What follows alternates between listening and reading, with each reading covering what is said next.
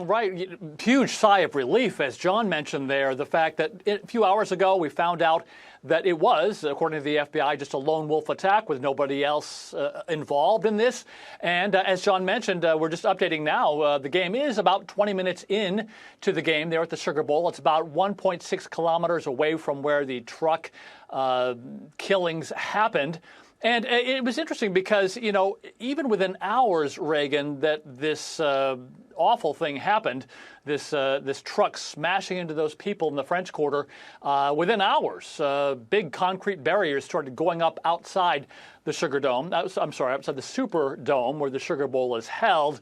And after that, they started installing these long metal fences that people would have to navigate through. And they've been doing that all afternoon as they've been going in, kind of like as you go in through an airport and then having their bags checked. You've had dozens more local law enforcement there outside the stadium, as well as the FBI.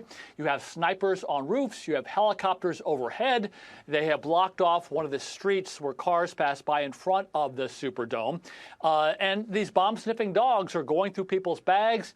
And so far, it's been without incident. You know, New Orleans is so well versed in this. Of course, there'll be a lot of discussion about how ill prepared they might have been on New Year's Day early in the morning when this attack happened. But as far as other big events, New Orleans has a long history of holding these big events and with lots of security. In fact, after the 9/11 attacks in 2001, New Orleans just happened to be hosting the Super Bowl then a few months later, and it went off without a hitch. You had former presidents showing up at that game. That was the first big nationwide gathering, I guess you could say, since the 9/11 attacks, and it was handled wonderfully by New Orleans police and the FBI, and it sounds like this game is going off without a hitch as well. Right before the game started, they had a moment of silence, which was kind of eerie because you have 80,000 people and they're utterly silent, and then afterwards, people breaking out in chants of USA, USA. So far, so good.